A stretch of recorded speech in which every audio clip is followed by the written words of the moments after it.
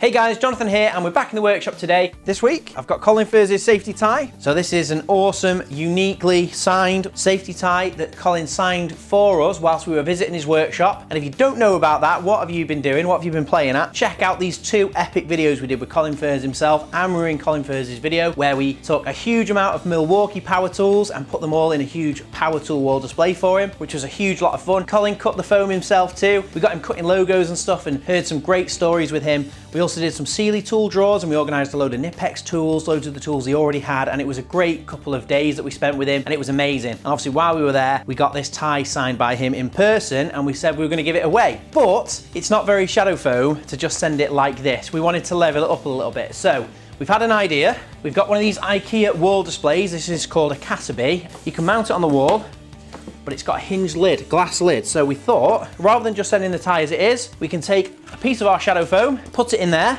and we can cut the tie in, we can cut the lid in, make a really cool display. We can put the card in, maybe put a shadow foam logo in there too, and make a truly unique one-off piece, which you'll be able to open it up and get the tie out if you want to. If you so choose to, you want to wear it, you'll be able to open it up and get the tie out. But if you just want it on the wall, it's going to keep the dust off it, keep it clean, and keep it as a collector's piece for you. So let's get that done. Let's get the foam cut.